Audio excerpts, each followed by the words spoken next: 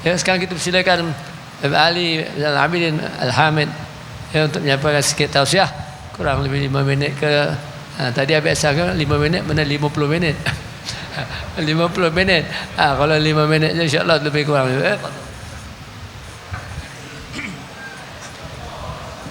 Alhamdulillah, salatu wassalam ala sayyidina Rasulillah Muhammad bin Abdullah wa ala alihi wa sahbihi wa man walah wa ba'du. Ada satu permintaan yang diminta oleh Nabi Ibrahim, dan itu juga permintaan yang diminta oleh Nabi Muhammad sallallahu alaihi wa ala alihi wasallam, yaitu di dalam Al-Qur'an Allah menceritakan permintaan Nabi Ibrahim, katanya wala tukhzini yawma yub'atsun yawma la yanfa'u malun wala banun illa man atallaha biqalbin salim.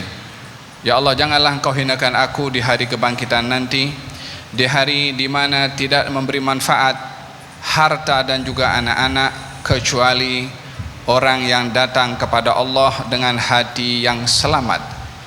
Berbicara tentang kebersihan hati yang menjadi sebab keselamatan seseorang untuk tidak dihina di akhirat dan tergolong daripada golongan orang-orang yang masuk syurga. Di antara pesanan Rasulullah sallallahu alaihi wa ala alihi wasallam kepada Sayyidina Anas ibn Malik, katanya, ya Anas, idza istata'ta an tusbiha wa tumsi wa laysa fi qalbika ala ghillun ala ahad minal muslimin faf'al. Wahai Anas, jika kamu boleh setiap pagi dan petang di dalam hati kamu tak ada perasaan dengki dan benci kepada kaum muslimin, maka lakukanlah yang demikian itu, kata baginda Rasulullah sallallahu alaihi wasallam. Beliau juga mengatakan kepada kaum muslimin, katanya, la yablughanna ahadun, jangan ada seorang daripada kamu yang menyampaikan tentang hal-hal yang tak baik yang ada pada orang lain untuk disampaikan kepada aku, karena aku ingin keluar daripada rumah wa ana salimus sadr, dan saya ini hati saya bersih, tak ada marah pada orang, tak ada benci pada orang, tak ada berusangka kepada orang, tak ada menilai keburukan pada orang. Salamatus sudur, ingin hatinya itu bersih, dan itu adalah permintaan para anbiya. Hadirin hadirat, hati yang bersih ini kunci kepada kebahagiaan orang di dunia dan juga di akhirat. Tidak cukup ibadah seseorang secara ritual kalau tidak mencari kesan ibadah itu pada hati dan juga jiwanya. Saya akhiri dengan 2 kisah. Satu orang akan datang ke majelis Rasulullah dan Nabi mengatakan, sayadkhul alaikum rajulun min ahlil jannah, akan masuk kepada kamu sebentar lagi seorang penghuni surga, masuklah orang itu. Esok nanti akan datang orang penghuni surga, orang yang sama semalam, sampailah 3 kali. Sahabat pun ingin tahu apa orang ini buat sampai Nabi bagi tahu dia seorang penghuni surga. Diikuti oleh seorang sahabat bernama Abdullah bin Amr ke rumahnya untuk tahu amal apa yang dilakukan, mungkin malam qiyamul lail, mungkin malam bersedekah, mungkin didatangi rumahnya di waktu malam. Malam pertama tengok tak ada apa yang istimewa, malam kedua tengok tak ada apa yang istimewa, sampailah 3 hari. Kemudian kata sahabat Abdullah mengatakan kepada lelaki itu, apa amalan yang kamu lakukan sehingga Nabi memberikan kabar gembira kalau kamu adalah salah seorang penghuni surga? Katanya, tidak ada apa yang aku amalkan lebih daripada apa yang kamu lihat selama kamu berada di rumah aku selama 3 hari, kecuali setiap malam aku berdoa kepada Allah, ya Allah, aku bersedekah dengan kehormatan aku, yang mengumpat aku maafkan, yang maki aku maafkan, yang cakap buruk pasal aku maafkan, dan aku tidak menyimpan rasa tidak senang dan benci atau dengki kepada seorang pun daripada kaum muslimin. Kata Abdullah, dengan sebab inilah kamu mendapat kabar gembira daripada Nabi kalau kamu adalah salah seorang penghuni surga, hatinya tidak ada dengki dan hasad kepada seseorang. Yang kedua, seseorang bernama Dzul Khuwaisirah datang, penampilannya orang yang ahli ibadah, janggutnya selalu basah dengan air wudhu, sehingga kata sahabat, ya Rasulullah, inilah orang yang kami ceritakan, dia ini janggutnya selalu basah, maksudnya sentiasa menjaga wudhunya. Kata sahabat kepada Rasulullah, tapi kata Nabi SAW mengatakan, saya nampak muka orang ini kena tampar dengan syaitan.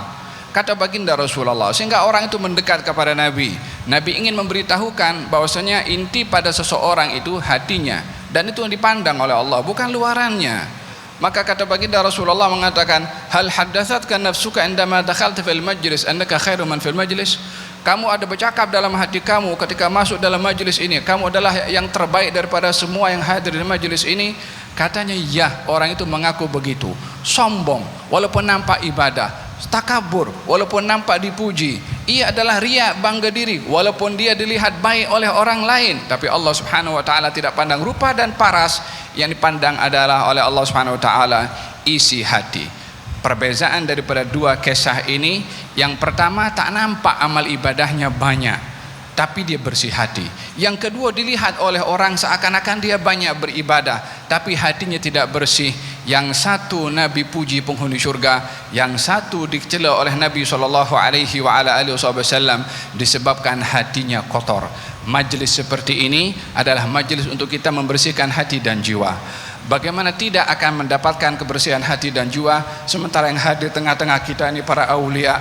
Apa kurang istimewanya majlis pada malam hari ini? Satu, kita kumpul semua karena Allah.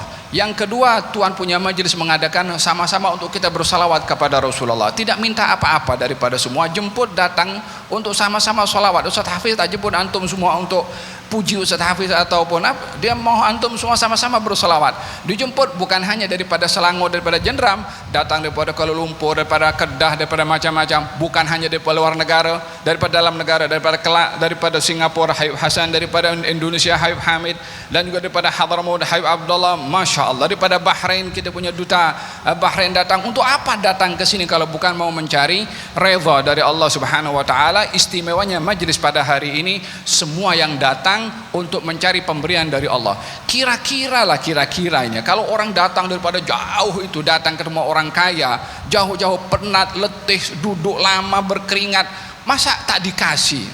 Kalau datang ke orang kaya mesti juga dikasih.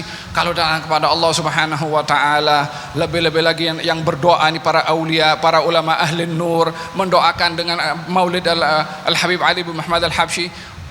Jika tidak mahu mendahului atau gilatul adab kepada Allah Subhanahu wa taala, ini majlis adalah gabul insyaallah Subhanahu wa taala. Akid sudah semuanya ini madahir rahmah dan madahir gabulnya Allah kepada kita semua. Mudah-mudahan majlis ini majlis membersihkan kita punya hati dan jiwa, dan disatukan oleh Allah Subhanahu wa taala, dijauhkan daripada hasad dengki, dijauhkan oleh Allah daripada benci, dijauhkan daripada perselisihan, dan anugerahkan oleh Allah rahmat tersebut. Masa kita balik ke rumah kita masing-masing, dan pemberian itu tidaklah Allah Subhanahu wa taala khaskan kepada kita, tapi kepada keluarga kita, kepada anak-anak kita, kepada anak murid kita dan sahabat-sahabat kita. Amin ya rabbal alamin. Wa sallallahu alaihi wasallam Muhammadin wa ala alihi wasallam. Alhamdulillah rabbil alamin.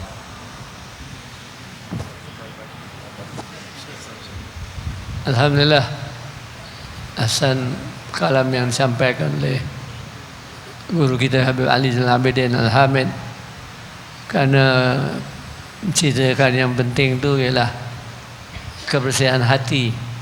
Kita pada zaman ni amal pun tak banyak, dahlah amal tak banyak, hati pula kotor. Macam mana nak menghadap Allah, nak menghadap Sayyidina Rasulullah SAW. Jadi tidak mengapalah amal kita sedikit, tapi hati kita nak selalu dibersihkan.